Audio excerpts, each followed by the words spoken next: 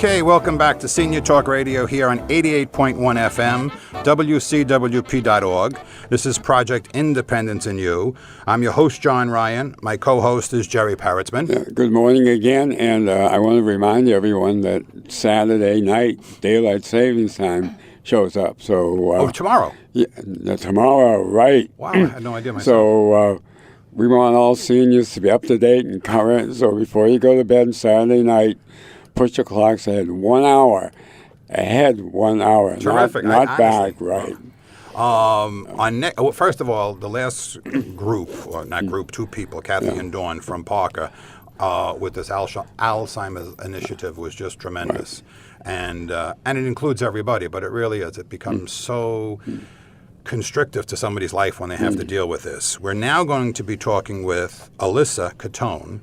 And Alyssa is with SAGE, Long Island.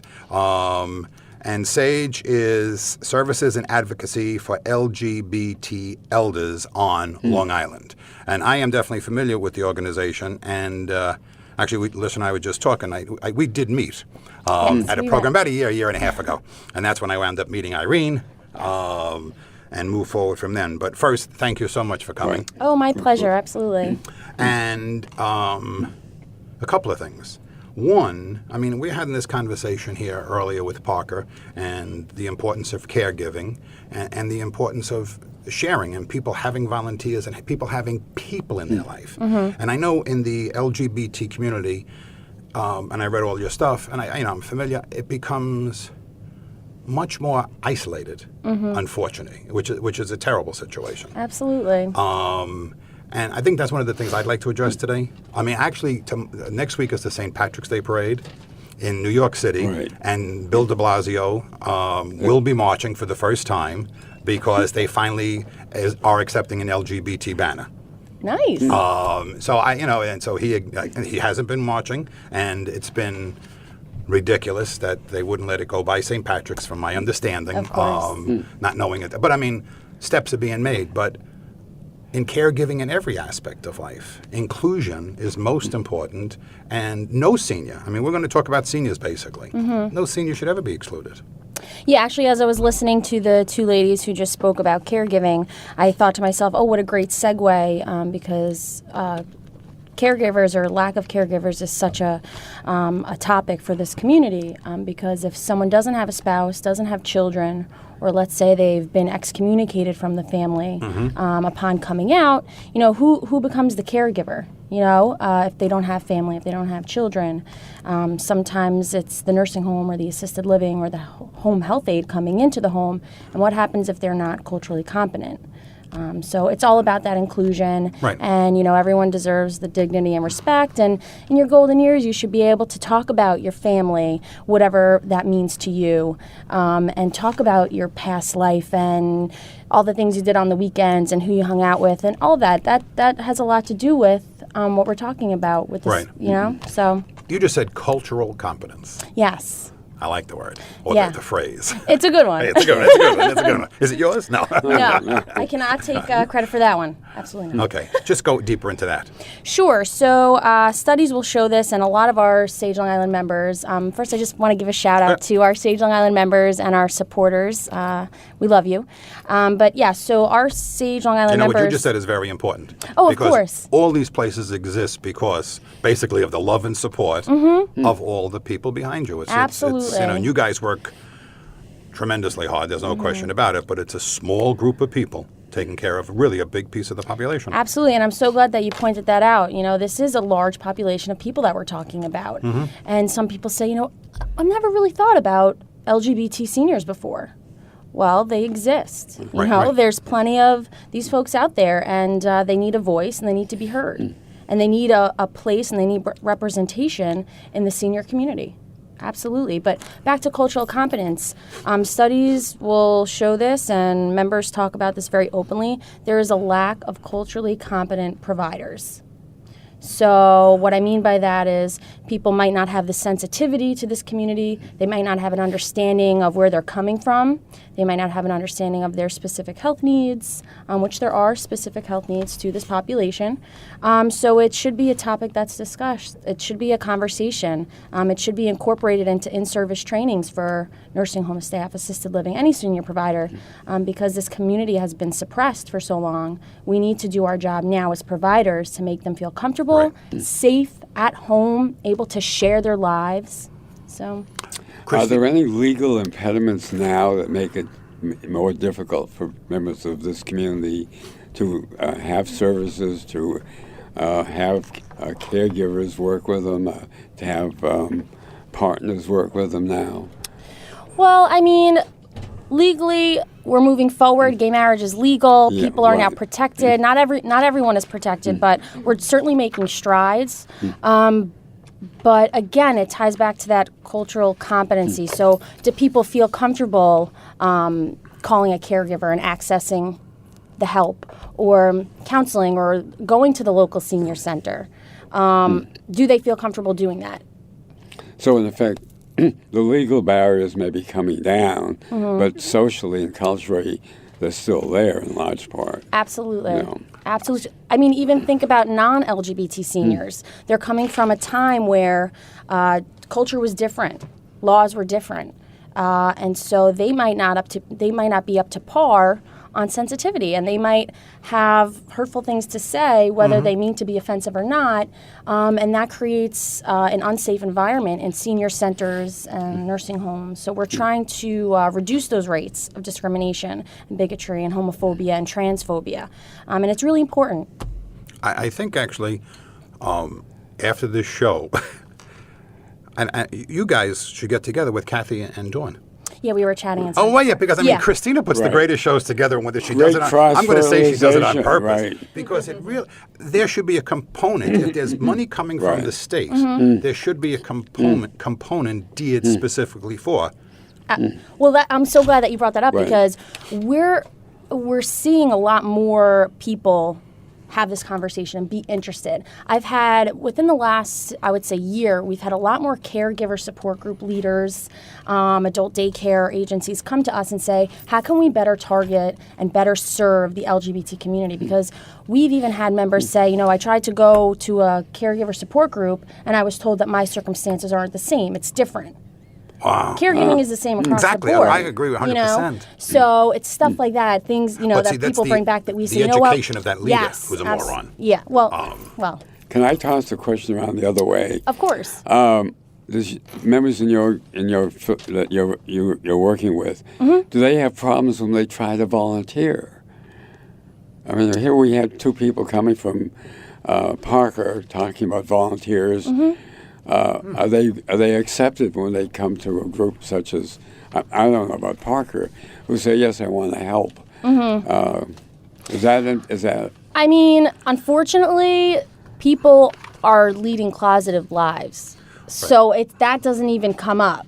It's very common that someone's not going to check that box on a form that says homosexual, bisexual, There's no or box. transgender. Yeah, right. Okay. So if people aren't out, the conversation doesn't happen. Okay, I So, understand but that. I, but I The mean, person needs to be Right. out. Yeah. Unfortunately, Should because be you can out. wind up put into a situation where the person you're taking care of is a homophobe, and then Yeah. you're indirectly abused for the next 4 hours. and you never know who's in the room. You never know what walk of life people are coming from. So it's a similar thing. If someone in the room has a child who's mentally challenged and someone says the R word, Right. that's offensive to that parent, and the person who says the offensive word might not even know that Right, they're right, offending right, right, someone. right. It's the same thing with homophobic language Right, and transphobic language. You never know who's around. You don't know how someone identifies unless they tell you 100% honestly. And we're not seeing that with our senior community. They're keeping it a secret. So some people say, Well, someone's I suppose sexual it's much orientation. harder at that point. If you're 70 years Right. old and you haven't basically told, and maybe your partner's passed away, again, a closeted partner, Right. you're not going into the senior center to sit down with the guys or the girls Well, it's interesting because a lot of people, and I've heard this from providers, from non-LGBT seniors. I've heard it in my personal life as well. Someone's sexual orientation is none of my business. I don't need to know what they do behind closed doors. Well, that's not the case. I mean, yes, leave the bedroom stuff for the bedroom, but being able to talk about your family, Right. That's huge. That's one of the first things someone asks you when they first meet you. Oh, where are you from? Do you have kids? Do you have family close by? These are questions common for older adults. And if someone has to lie and not mention the fact that they have a husband at home instead of a wife, or the fact that maybe they don't have children because that wasn't an option for them years ago, the conversation can become uncomfortable. Oh, yeah, and it takes the person Right. Has to be gutsy to broach that conversation and say, here, let's lay it on the table. Take me or leave me. Well, I get the sense that it's much more of a problem among seniors than it is among young people. The young people are much more accepting or understanding whatever word you want to use, and it's not a relevant issue with many young people. But with older people, there's still that sense of if you're a homosexual, there has to be something wrong with you. Absolutely, and the LGBT network not only has SAGE Long Island, but has Long Island Gay and Lesbian Youth legally, and we see the kids. Yes, they are accepted and they have a safe space, but they need help too. But yes, the seniors have very different circumstances, and unfortunately, they're a population that's become invisible. We're trying to change that. Well, you know what it is? It's two generations. So you have the 18 and 19-year-old today have lived through it, have lived through Martin Luther King, have lived through a lot. So. Yeah. They're not as closeted. Some of them still are. That's not a question. But actually, at this point, we have to take a break. You're listening to Senior Talk Radio here on 88.1 FM, WCWP.org, and we'll be right back.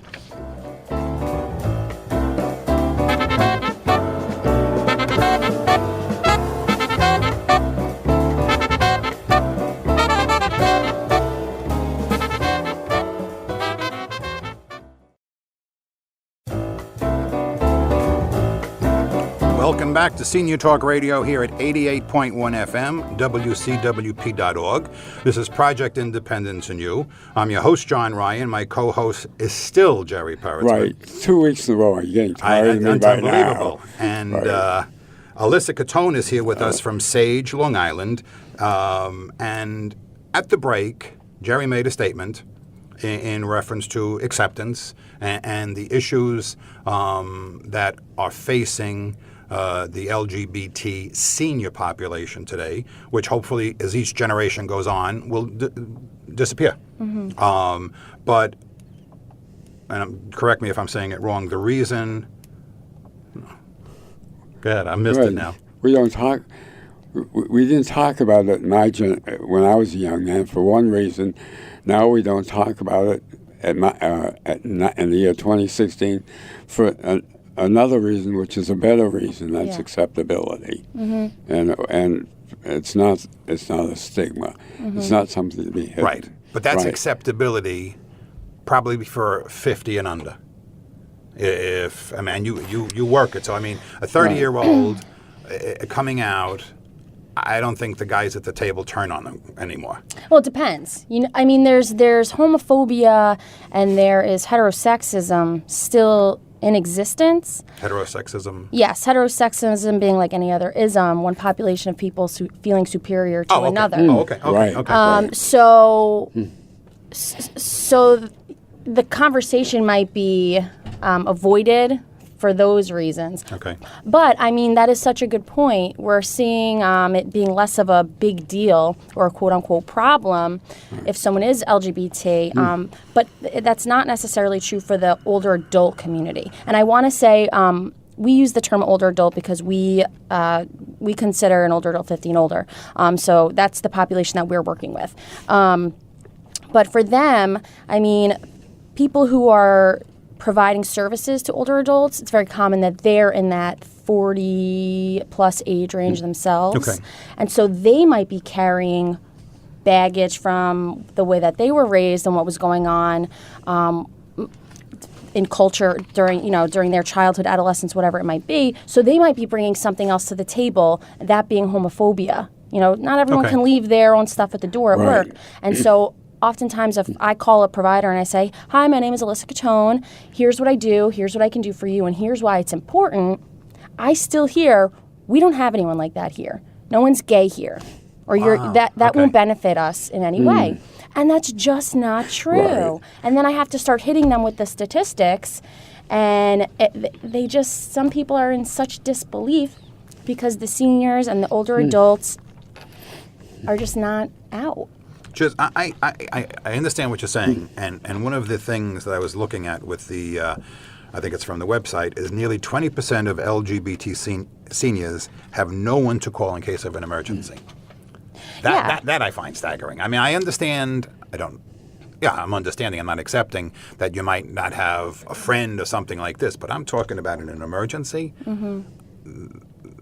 I mean, the social isolation rates amongst this population, I mean, across the board for older adults, social isolation is a problem. Right. You toss LGBT into the mix, and it's a different type of social isolation.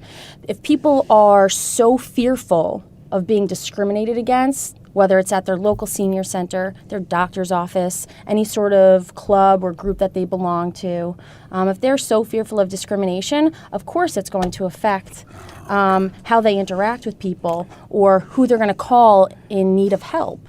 Yeah, they simply feel they can't develop that relationship with someone who, for fear that it might jeopardize the even the so-called minor relationships they have.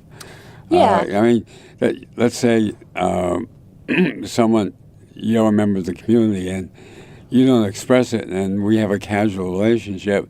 You're concerned that if I knew that you were a lesbian, and I said, well, gee, I don't know if I want to have any more relationship with her. And it never really develops. Yeah, and this isn't everyone in the community. I mean, there are plenty of community members who have solid relationships, great support networks, are out at work, are out at their local senior center. So I don't want to misrepresent the community as a whole, but when we're talking about majority and what studies are showing, yes, a lot of people are closeted. Yeah. And forgive me if this is a stupid question. There's no stupid question. Okay. Do you have to be out? You don't have to be out. Oh my gosh, no. So you have a senior who is at a table. Is it better for him or her to turn around and say, hey guys, we've been having lunch for the last 5 years, by the way, I'm gay? Or it is what it is because you're a nice guy and you're a nice guy and everybody's a nice guy and there's nobody making any specifically off-color remarks other than a cute off-color remark which is said about anybody at any point in time. It might, or you're supposed. You don't have to be out. But if when people are talking about intimate topics like family, loved ones, stuff they do on the weekends, who they're associating with, maybe they're a part of an LGBT club or they volunteer for an LGBT organization and they want to share that. Okay. Then the question comes up, should I? What are you? Yeah, right. Yeah. So sometimes the conversation can be danced around. Some people might say, oh, I have a feeling that guy's gay or that woman's gay. Right. You don't know. You're not going to know unless they honestly tell you. Yeah. Okay. That's honestly tell you. Right. Yeah, right. Okay. Right. I just, it makes sense. And then I'm saying, can you get away with it? But no, you don't have to be out. I mean, a lot of our members are out, but not all of them are. Yeah, but that's your members going to SAGE programs on your campus, so to speak. Well, then it makes sense because that's a safe environment. I'm talking about the regular senior centers. And okay, now, if that being the case, let's go to senior centers. Yes. What's the steps that have to be made? I'm the president of the Great Neck Senior Center, and 1,000 people, probably 1,200 go through the doors each week. Some of them 3 and 4 times, so that's not the point. But we have an active program. So if you're taking 10% of a population could be closeted, 7%, that means there's 70 to 100 people probably. Make it 50. Yeah. What do you do as a senior center for those 50 people? I don't know who they are, so I would be saying, let's put a program in, but what is the program I'm going to put in to say, Jerry, I think, or, Alyssa, I think? My biggest suggestion would be for any senior center, any nursing home, assisted living, retirement community, any senior environment, have me come in and do a training for staff. See how the conversation goes. See what people are taking away from it. See how they're able to apply the skills and knowledge that they're essentially going to be equipped with, because it starts with a conversation. And what we do at the end of each training, we call it our Health and Human Service Provider trainings. I'm going to interrupt you for 1 second. Yes. Can I give out your phone number? This is what you'll do. So Yeah, you'll go to any senior absolutely. center on Long Island. Yeah, I'll go anywhere. Okay, and give me your information. Give the listening. So I can be reached at 631-665-2300, and my extension is 216. And repeat it again for Six- those who haven't picked up a pencil Of yet. course. So that is, again, 631-665-2300, and I can be reached at extension 216. And my email is Cottone, that's ACOTTONE at lgbtnetwork.org. Okay. Right. So yeah, That's start important. Okay. off with a training, and because when staff are equipped, that it makes it easier for the environment to become safe. Yeah. Staff are able to step in if they see something going on. They they will know the correct language to use, sensitive language, neutral language, because it's like if I'm a 50-year-old lesbian and I walk into a senior environment and I'm asked, oh, do you have a, is your husband still around? What's your husband's name? I either have to lie or say, well, actually, I have a wife back home and her name is Linda, and then the conversation might become uncomfortable. Right. Actually, you know? just a quick one. I think it was 2 or 3 years ago. I was helping out at the elections and driving people home after they voted. And I picked up a woman at the station, at the polling booth, and was driving her home. And actually, again, this is my little guy was in the car. My grandson, who was maybe 2 at the time. And I said, I don't know what. And however I said it, I said, oh, your husband couldn't vote. Mm-hmm. But she came right back. I don't have a husband, I have a partner. And she couldn't make it. I said, okay, terrific. I said, and I actually apologized. I said, I'm sorry. But, you get into a habit of your husband and your wife. Yeah. And I said, and she was fine with it, but it's the truth. And if she wasn't, she could have, cringed and... Yeah, but Or even could that have term shoveled- partner. Right. So this is so funny. I tell this story often. I was on the Crosstown Ferry maybe a year ago, and I was next to a newlywed couple, and they're, talking about their wedding day, and they said, oh, are you in a relationship? And I said, yeah, my partner and I, we've been going for about 1.5 years now. And the husband looks at me and says, you're a cop? We just asked if you're married. And I said, well, I met my partner, the person I'm in a relationship with, but yes, I'm in a relationship. They said, oh, so you're gay. Oh. And I said, no, first of all, my partner is a man, and second of all, now you're prying information from me that I don't feel comfortable just disclosing to a stranger. So then he totally shut off. The wife was embarrassed, and it was an uncomfortable conversation. Right. And then walking off the ferry, I'm like, oh, avoid these folks. Oh my gosh, I'm embarrassed. But it's that language, Right, okay. People assume everyone's heterosexual. Right, I agree. Right. I did. Not everyone, but Everyone's it's paired off common. Yeah. In a conventional fashion. Yeah. No, and especially at that age, at the senior age. I think, Yes. the 25-year-olds that are hanging out in the club, I don't Right. think people are going in with any pre-assumed assumptions of anybody. Right. But yeah, the 70-year-old at the bingo table, there's nobody, having a conversation. Every one man will go up to a woman and vice versa in the assumptions. Yeah, we provide a mingle at the Hampton Bay Senior Center. Twice a month, we rent space, and a mingle is just 2 hours of cake and coffee and laid-back conversation. And so it's in a mainstream senior center, and a lot of men attend this program, and the women, when they see the men come in for our program, they all start chit-chatting and, flocking over, and then they find out that it's an LGBT group, and they're like, oh, okay. Now, are these men members of that senior center, or they only come in for this program? Do you know? They might be members of the senior center in general, but they come Obviously, specifically for the program. We have to go to break. Actually, we've been talking here with Alyssa Cottone of SAGE, Long Island. Alyssa's phone number is 516-665-2300 extension. 631. 631. Yes. I'm sorry. That's okay.